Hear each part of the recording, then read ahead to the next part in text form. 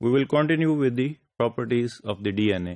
ہم نے پچھلے ماڈیول میں بولا تھا کہ بیس پیئرنگ ہوتی ہے، ایڈنین نے تھائمین کے ساتھ جڑنا ہے اور سائٹوسین نے ہمیشہ گوانین کے ساتھ جڑنا ہے، اس کے ساتھ پیئرنگ ہونی ہے. So this is known as Chargaff rule of Chargaff rule, جس کو شرگف رول بھی بولتے ہیں. Due to the specific base pairing of D N A that is adenine to thymine and cytosine to guanine or guanine to cytosine. In any sample of double-stranded DNA, the amount of adenine equals to the amount of thymine.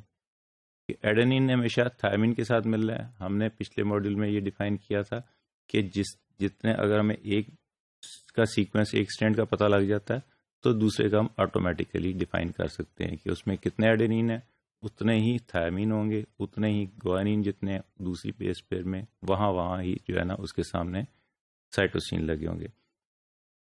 سو اگر ایک جو ہے نا اسٹرینڈ کے اندر 20 ایڈنین ہے تو 20 ہی دوسری اسٹرینڈ کے اندر تھائمین ہوں گے. تو ہمیشہ جو amount of adenine is always equal to the amount of اور دی نمبر آف تھائمین، کیونکہ ہر ایڈنین نے دوسری اسٹرینڈ کے تھائمین کے ساتھ ملنا ہے. The amount of guanine equals to the amount of cytosine. اسی طرح جتنے سائٹوسین ہوں گے اتنے ہی گوانین ہونے، کیونکہ ایک جو ہے نا اسٹرین کے اندر جہاں پہ گوانین لگا ہوا ہے اس کے ساتھ کمپلیمنٹری اسٹرین کے اندر جو ہے نا وہ سائٹوسین لگا ہونا ہے، تو ان دونوں کا اماؤنٹ بھی ایکول ہوگا. The total amount of purine equals to the total amount of pyrimidines, کہ جتنے total amount adenine plus guanine کا جو ہے وہ ایکول ہوگا ہمیشہ تھائمین اینڈ سائٹوسین. اگر اس کو جمع کریں اور اس کو جمع کریں ایڈنین اور تھائمین کو، ایڈنین اور گوانین کو اور تھائمین اور سائٹوسین کو، تو پیورین اینڈ پیرامیڈینس کا اماؤنٹ ہمیشہ ایکول ہوگا.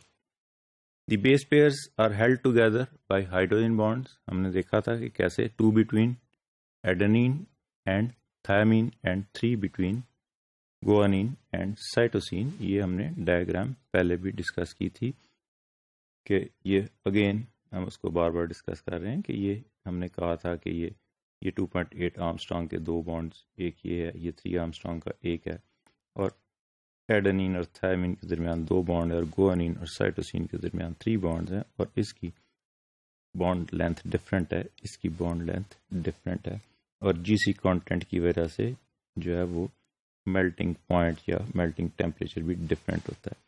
These hydrogen bonds plus the van der Waals forces and the dipole-dipole interactions and the hydrophobic interactions between the adjacent stacked bases stabilizes the structure of the double helix. اب یہ hydrogen bonds بن گئے ایڈنین گوانین کے درمیان 3 اور ایڈنین تھائمین کے درمیان 2 اور cytosine گوانین کے درمیان 3. تو یہ hydrogen bonds plus dipole interaction plus van der Waal forces and hydrophobic interaction, یہ سارے مل کے جو ہے نا اس کے اسٹرکچر کو، ڈبل ہیلیکل اسٹرکچر کو اسٹیبلائز کرتے ہیں، اس کو اسٹیبلائز کرنے میں مدد دیتے ہیں. The base composition of D N A varies from one species to the other. ایک جو سیکوینس ہے یا بیس پیئرنگ ہے یا composition of D N A ہے وہ ایک اسپیشیز کی دوسری اسپیشیز سے ڈفرینٹ ہوگی. ہیومن بینگز کی چمپینزیز سے فرق ہوگی، یا جو ہے نا وہ بیکٹیریا سے فرق ہوگی. اسی طرح ہر اسپیشیز کی اپنی جو ہے نا وہ کمپوزیشن ہے، بیس پیئرنگ ہے، سیکوینس ہے. But it is same if isolated from the different tissues of the same species. اگر میرے ہی ڈفرنٹ ٹیشوز سے لیں گے ڈی این اے تو وہ ہمیشہ ایک جیسا ہوگا، یا 2 ہیومنس کا ڈی این اے لیں گے تو وہ ان کی بھی جو ہے نا بیس پیئرنگ ایک جیسی ہوگی، لیکن اس کے اندر چینجز ہوں گی جو اس کے کریکٹرسٹک کو، پرسنل کریکٹرسٹک کو ڈیفائن کرتی ہیں. The base composition does not change with the age. Base composition جو ہے وہ روٹین میں فزیولوجیکلی ایج کے ساتھ اس کو کوئی فرق نہیں پڑتا. اسی طرح نیوٹریشنل اسٹیٹس اینڈ انوائرمنٹ کو بیس پیئرنگ پہ کوئی فرق نہیں پڑتا، اسی طرح بیس کمپوزیشن کو کوئی فرق نہیں پڑتا.